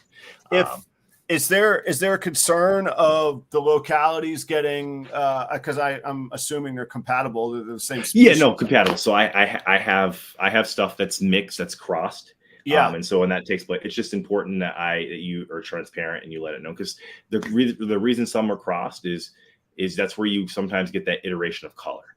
And color comes into them, and people enjoy the color of Leachianus, but then also the fact that, some Leachianus geckos are 10, 11 inches. You joke around, maybe call them a pocket gecko or a pocket Leachy. But then I have 2 geckos that are literally like the size of my forearm, which is like 15 and a half inches. Leachies get that big? Yes. Yeah. Okay. So there's a certain locale. So that's why, like, I would hate for someone to buy a gecko in general and then it's usually your grand terrors, your yates, your pointiminiers. Those are your ones that are going to get to that big status there, those 15 inches and stuff.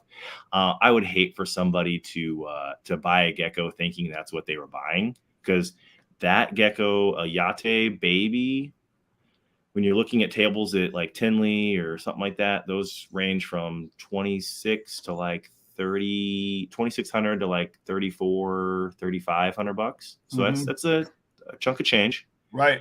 And it'd make me sick if I bought something like that from somebody, or knew somebody that bought something like that. And once it starts growing and it's going to max out at a certain size, you're going to realize you got duped. You're going to know. Yeah. You're going to know it's not what, but when it's younger, you might not be able to tell as clearly on that section. But back to your question about eggs and stuff. So I have some that lay every 4 weeks when breeding season get going, and breeding season, usually like we're kind of just knocking on the door of it. That March, April times basically you start up, and they'll usually go almost all the way until, October, November, somewhere in there. But like last year, one that laid just 2 sets of eggs, they laid in April and they laid in June. So some will lay every 4 weeks. Some will lay every 6 weeks. Sometimes your bigger Layates, your GT stuff, sometimes they're going to lay fewer eggs. It seems like, in my understanding and research and talking to people, they just don't lay as many eggs. So that's the reason why their price number is a higher entry point. Whereas like maybe your Nuamis are, one of my females, she's a Nuami cross, and she laid like 6 or 7 times last year. Wow. And so that makes the cost, there's more of those out there and stuff. And like with anything, more over time. I think when I first got in the hobby on Morph Market, I think it was roughly 79 to maybe 120 Leachianus geckos on there when I was looking at it and just trying to like find things to buy or want to spend money on. And then now that I'm listing stuff on there and posting stuff, I think it's like in the mid 2s, I think, right now. So that side of the hobby is growing. I don't see any loss in like value of the animal. Like, I to people that ask about it, or like, hey, it's this much, and it's you're invest. This is an investment. I tell someone, if you have it for another month, add $35 to it. It's growing in size. The only time you're going to lose money is if you're just trying to drop ship and get rid of it for real cheap.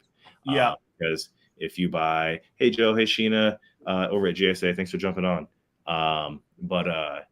They only increase in value. A big gecko, and I've picked up some big cheap geckos before. Just at right place, right time, and seeing it. Right.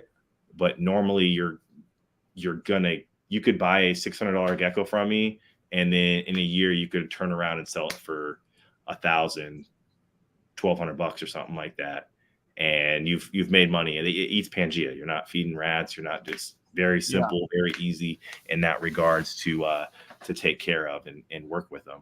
Are there identified morphs and mutations yet? So they're not very far along. So there are there are some forms of melanistic. So there are hets out there, and then there are visuals. There's only a few of some hypos and some albinos out there.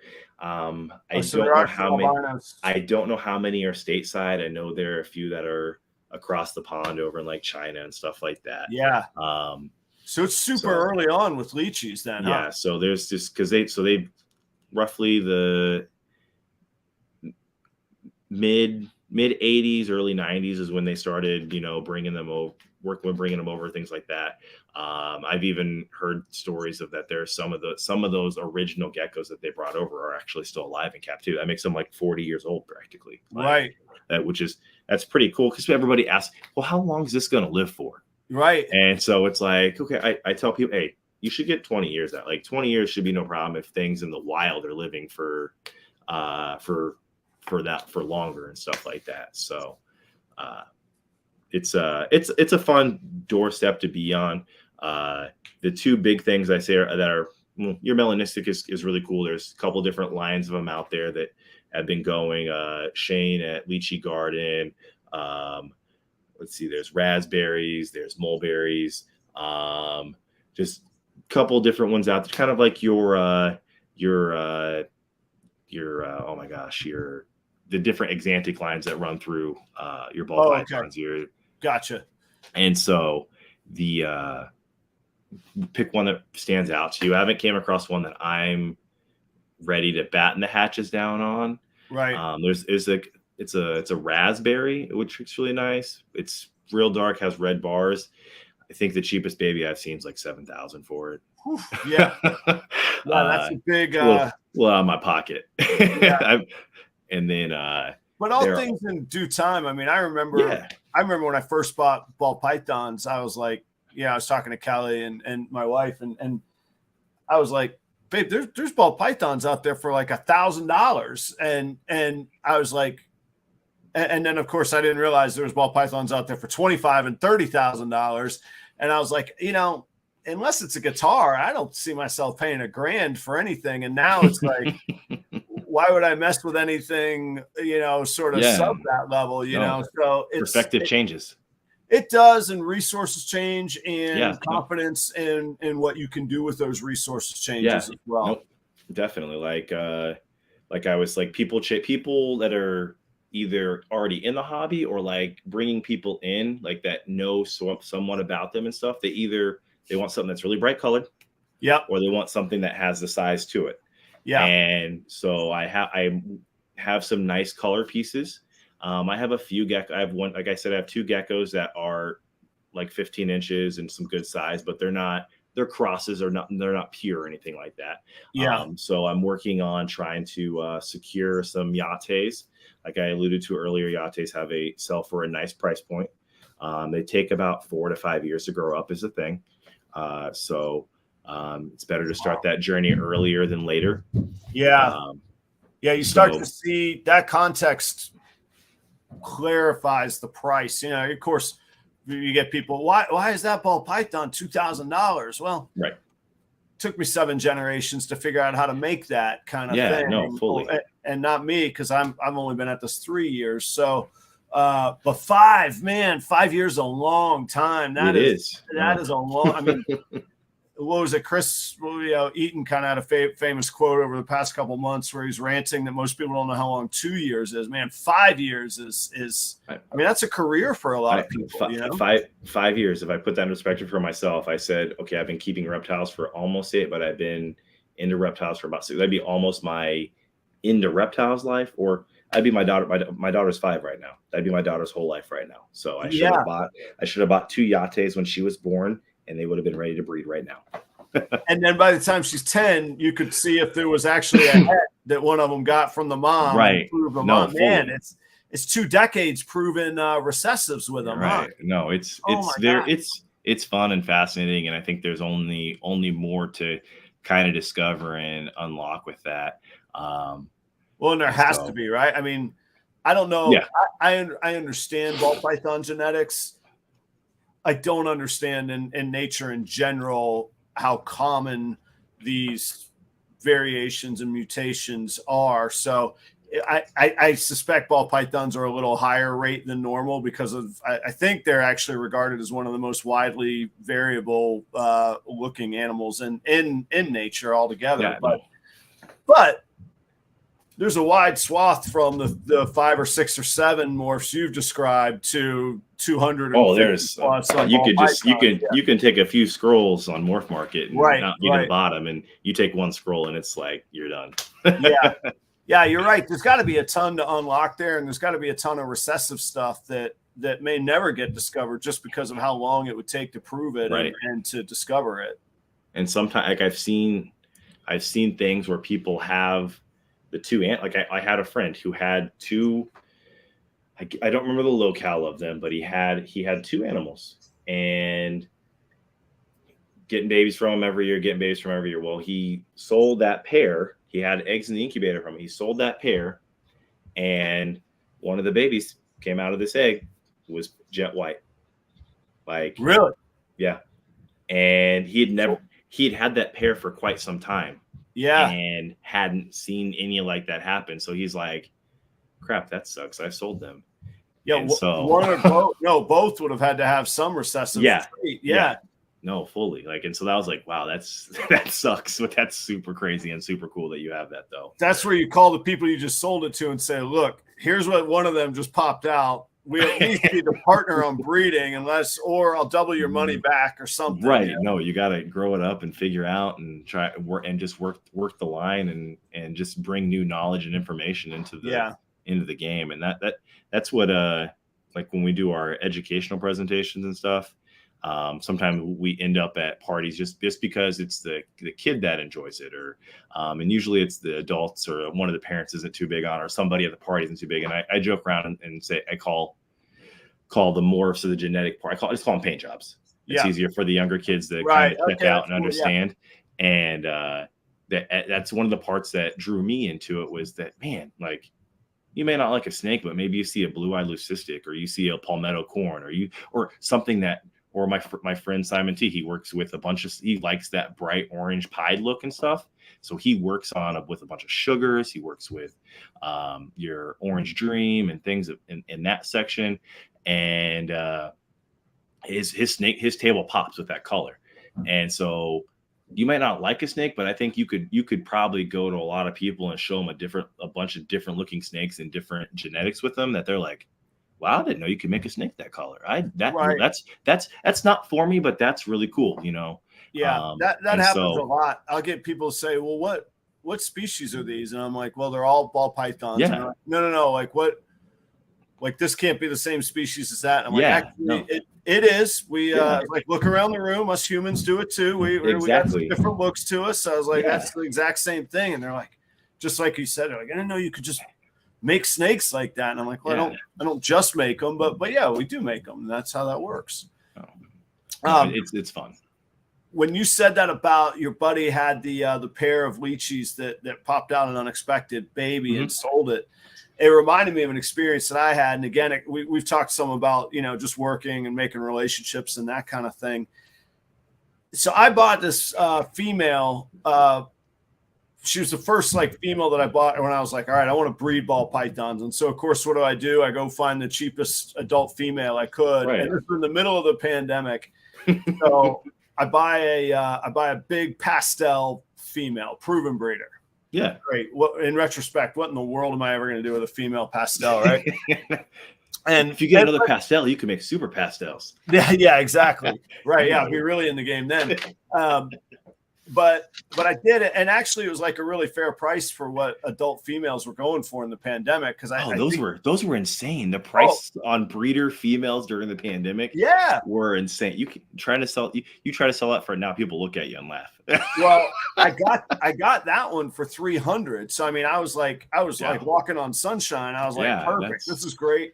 So like 6-8 weeks later.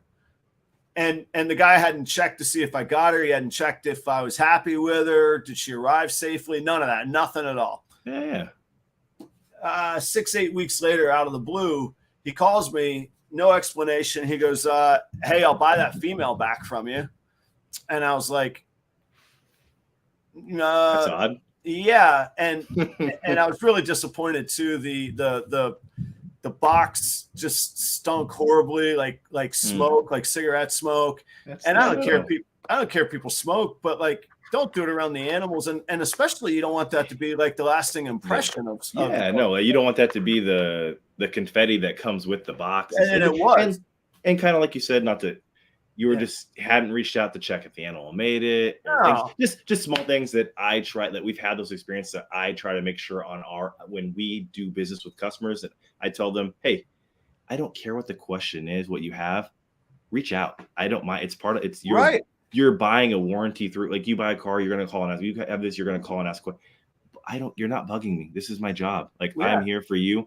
And even if you don't buy something from me and you buy something from somebody else, like, feel free to reach. If you can't get a hold of them, feel free to reach out, because I bought things from people and can't get a hold of them. And sometimes it's just to tell them, hey, I love this animal I bought from you. Like, I wish I could tell you that. Right.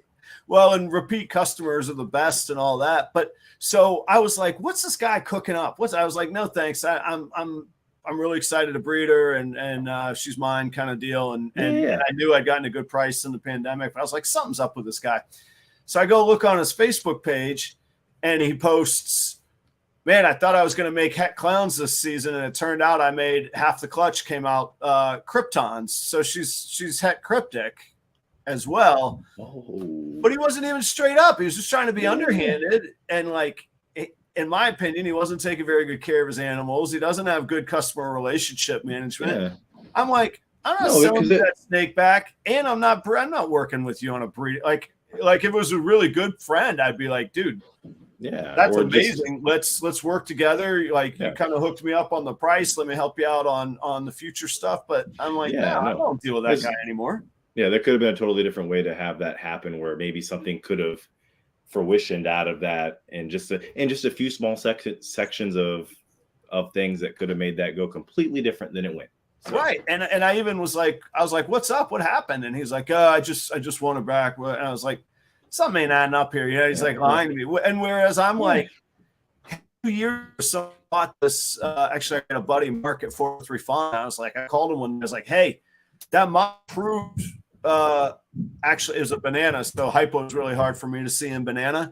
I was like, hey, that mom is actually a hypo banana, so your girl is either visual hypo or certainly double het. And like, the best news ever. I'm like, there you go, man. That's what we got for know. And that right there, that's awesome. That's the things like just that make the community better. Things that you find out about people that, if you can track things back to where certain things went with friends or whatever, that, hey, just a heads up, this is hiding in here. This is what's taking place or whatever.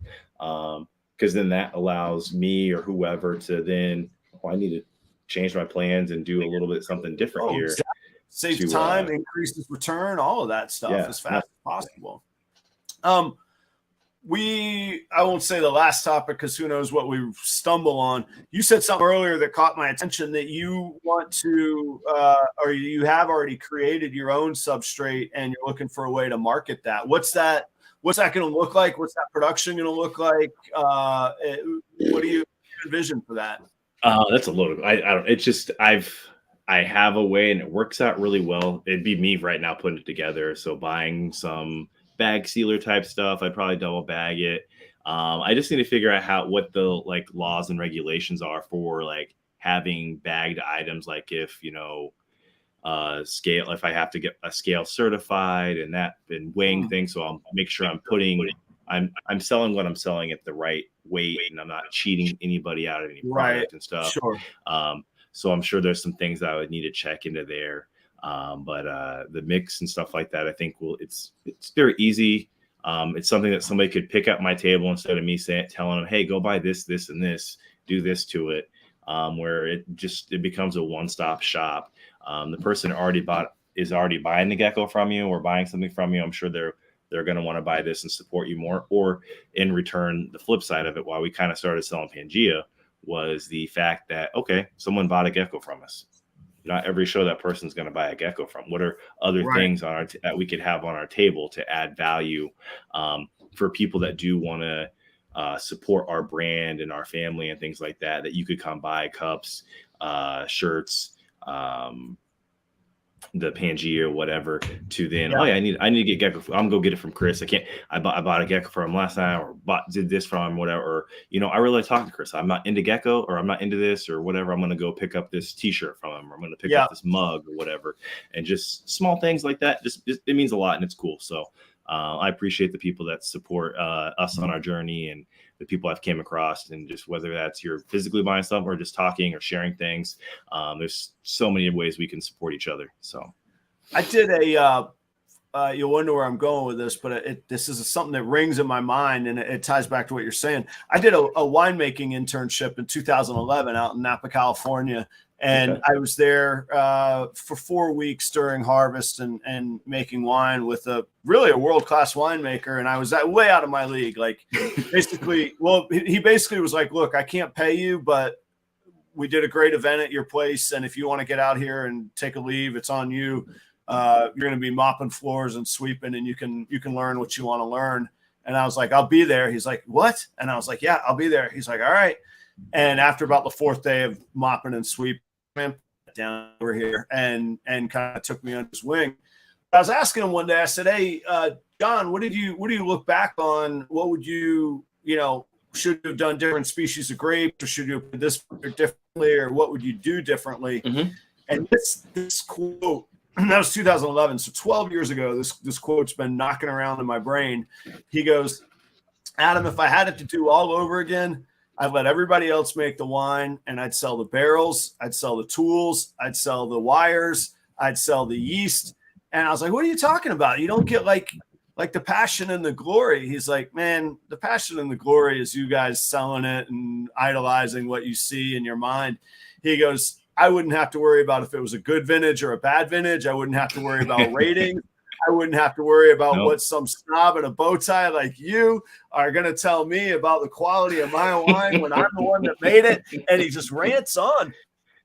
But I get with pythons, racks. Man, people make a killing on racks. Rats, the rodents themselves, man. Yep. Rodents. You can sell a ball python right now, but you could be a millionaire breeding rats right now. And no, fully. Me and a friend just started breeding rats again ourselves. So. Oh, really? Okay, yeah. So like, yeah. I get these in these, like I say, that quote just echoes through my mind. And there's times where I'm like, should I be selling everything but the animals? And I'm like, nah, I still love the animals too much. But it echoes in my mind though a lot. No, definitely. I could definitely see your process, or you see different parts in when you're at a show. When you're at a show, you're like, huh. Well, like one of my friends, he just takes pieces of wood. Like he takes different types of wood, whether it's cholo or cork or there's so many different names, but he takes that grapevines stuff. And Napa. If you got a grapevine, grapevine and stuff like that. Like, well, you don't got to feed any of that stuff. You don't got to. That's just somebody comes up and looks at it and goes, huh, well, you think that'll fit in Richie's cage? Oh, right. Yeah, I'll put that. I'm gonna take that one, or I'm gonna grab this piece, or I'm gonna grab that piece, and you put it back in whatever your storage containers are, and you take it back home, maybe go through or whatever the process is before you prepare for your next show or whatnot, and you open it back up. No, you have to feed snakes weekly or whatever. I have to feed geckos weekly. Do all that stuff, and and so there's no watering it or anything like that. So I got to figure out. End of last year, I was annoyed with myself because every day I was dumping the snake waste and I was putting it in plastic bags and I was just throwing it out in the trash. And I'm like, man, that's a lot of plastic bags. It's really driving me nuts. So then I was like, well, they make these composter bins. So I got a compost bin for Christmas, which is like the most middle-aged dad thing I can say. Like, oh, I got my compost bin, Bobby. Wait, are you about to tell me you have really good tomatoes in from snake beddings? No, because I don't garden. What am I going to do with compost? Man, I have like a 45-gallon barrel full, and it breaks down fast. So I don't even know if it's like actually useful or not. Yeah, but I got to start doing something with this compost. So now I'm like, should I bag like the way you're talking about with your substrate? I'm like, maybe I should just bag it up and take it to the shows. Like I need to grow something and see if it maybe I guess I need to produce some delicious tomatoes and then I can vouch for it. But like it's you never know. Post it somewhere on like a local group there, and you never know who comes out the woodworks working. It's pure organic, man. I feed it the scraps from my kitchen, the veggie scraps from my kitchen, and other than that, it's cocoa and snake waste and unbleached paper towel, recycled paper towels. That's smart. Like, makes sense because there's a lot of bags. Or like when I kept rats at a high number, I'd go through a lot of bags that would end up being just full of waste and stuff like that. It's like, that's a lot of stuff. Like it'd be probably 5 or 6 bags a week when I was cleaning and stuff. So yeah. So I guess I haven't filled any landfills, but now I just have this pile of, I have a massive amount of, and it, like I say, it's gone quick. That's only since Christmas. I mean, and it breaks down. So Oh yeah. Actually, Shannon's the snake poop tomatoes. That's right. You would only fertilize things that grow fruit off of a tree, not the things that grow in the ground, because then they would be covered in the poop. But Right. Shannon, you have all kinds of plants and stuff at your place, man. I've been seeing your reels. I need to bring. All right, Shannon. On Thursday, I need to bring you a bag of this stuff, and you tell me if it test it out. Here we go. Yeah, if it pops up the tomatoes. Yeah, you could take those to your table and like, hey, these are proper royal tomatoes here. Like we got. Hey, you could be just like Danny and Taylor. They got the eggs from chocolate chickens. They do their egg thing. You got tomatoes, or you know.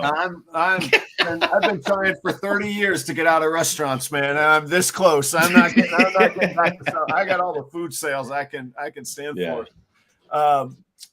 Geek says hit up the isopod. Isopods are great. Bioactive scene. They'd eat that up. Literally, they'd eat it up. But I don't know if somebody in North Florida wants some of this compost. Like I need somewhere for it to go because now my barrel is full and I'm back to almost not having a place for the waste. Like every day I'm like beating down the compost so I can put more in it. Did you see Robin's comment? No, what did he say? Proper tomatoes. I'm gonna buy that at GoDaddy. Yep, mark that one off, man. Actually, all joking aside, I'm going to test some out. I have an unnatural, absolute affinity and love for figs, and now we're back in a really temperate climate and or downright hot, if not tropical, where they'll grow like crazy. So the other thing I got for Christmas was a fig tree, and finally it's ready to go in the ground. So I am going to grow some figs, and we'll just have to see how well the figs go on it. Cool. Yeah. Robin's going to lease me the URL to my own name. Yeah, that's probably not going to happen. But you never know. Robin has a good business mind. So if there's enough money in it, Robin. If it got big enough, you could probably use REDLINE to ship your tomatoes too. Could. They would. It fits the color profile. Like you got the brand standard red. I'd be right there on it. Yeah, we could get a heritage line and rename it REDLINE. You know. Yeah. You could. Oh, that'd be. I would. Yeah, I can't do tomatoes. Tomatoes aren't for me. But I would at least buy a case to support you once. It seems like a lot of work. And he says I get a booth at Tinley if I'm selling tomatoes. Selling ball pythons. Just call them all tomatoes then.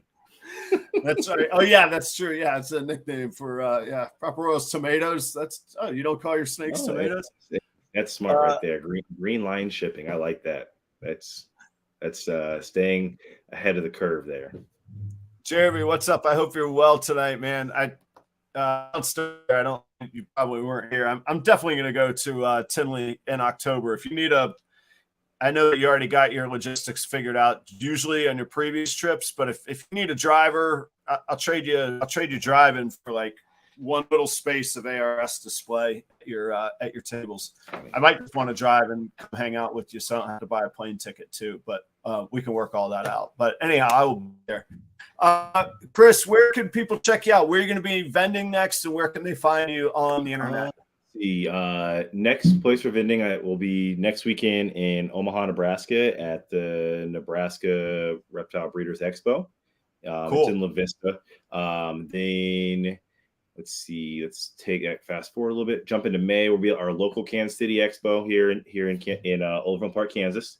Then we're going to be down back in Houston with Josh and Kendall and Bob and Adeline Robinson, artwork and all that stuff down there, hanging out in Houston. Then June, I'll be in Minnesota. And then I don't know, still trying to work on putting summers together and stuff like that. Yeah. I won't be vending Schaumburg, but we'll probably go up and hang out and walk around and stuff like that, possibly. Online, if you go to our Instagram, our LinkTree is right on there. Has our website, has our description as well for everybody. Yeah, Instagram, Facebook. If you're local in the Kansas City area, we do parties, educational shows. I don't think my YouTube's on there because it doesn't have any videos, but I just, signed up and got it so I could secure the spot just in case I ever got into something for that. Or in case Robin wanted to post it and then. Oh yeah, Robin out here poaching things, Right. But no, there was something funny I shared with you earlier, about the you're in a band, you do what exactly do you play? What do you play? I'm just I curious. play guitar and sing. Like, okay, right on. So then I can't fully go into what exactly it was because it's not released until like till April 11th. Right. But it was a new experience that was brought on by Reptiles, which is really cool. The places that Reptiles have taken me already, and so is where they can kind of go. This person saw us, or this person's our kid saw us at a birthday party we did. Their kid talked nonstop about it. The mom wrote down the information, and he does some photography work or whatever. Well, the place he works at, they're in the music industry, and they have a product coming out that's reptile centric type. And they wanted to take pictures with some of our reptiles. And so they were wanting to see how much it would cost to rent something, have us came out. And so we got to go hang out in like a music studio for half a day and watch our animals be like superstars. It was kind of cool. So cool. I'm really excited about that. Are you going to share that on Instagram? Like, I'm guessing there'll be a visual video. Something yeah, they said they got all their information, so they'll tag us in it, and they'll send me, the pictures that they also took as well, and I'll be able to share pictures I took while we were there that day and stuff. But I just can't share anything until April, until they have announced it and stuff like that. And it was a fun experience. Never thought it would be something I would do with reptiles, and someone like when my wife told me, "Hey, check your email." And I looked at it and read it. I'm like, that's really cool. Let's do that. That's fun. Let's That's go check it out. Yeah. Like, so me and my son went along and did that. And it was a long day, but the animals are really good. They were the people that were working there cared about them and, making sure we were, things that were comfortable for them and stuff. And it was fun getting to share our passion and our stuff on that side of it and in that way as well. Yeah. That's awesome, man. Well, Chris, thank you so much for coming on the show. I didn't scratch the surface on some of my topics. We got to do this again and catch up again. And I will definitely see you in October, assuming you'll be for sure. No, we will be there. We've paid for our spot already after spring, so we'll be there. If we are in the same spot, we're the very last row to the north side. So it's fun, it's exciting. I'll be sure to keep in touch with you in between hands, stuff like that. Or if I happen to hear there's table space or something, I'll try to, shoot you a message on somebody looking or somebody that has, because sometimes people post in the groups. Are you in the NRBC Tinley group or whatever? No, but I actually am going to go join that. No, you should, because sometimes people do, hey, I got, a table or whatever open for that. So I'd love to see you there. Love to see you there if you were able to bring animals as well. But would love to meet you in person and continue this budding friendship that we have here. So most definitely. And I got to ask, you're going to be able to make it to Daytona this year? So we're kind of started the conversation and talks. I don't think I'll vend it, but there's a chance that we could come down. Check it out. Last year was my first time checking it out. I wish I would have jumped on the wagon and came a little bit sooner when it was like super big and crazy, but I did see it was an albino redfoot there. It was on one of it was super. That was the coolest thing I saw. Like it was pretty cool. Legit.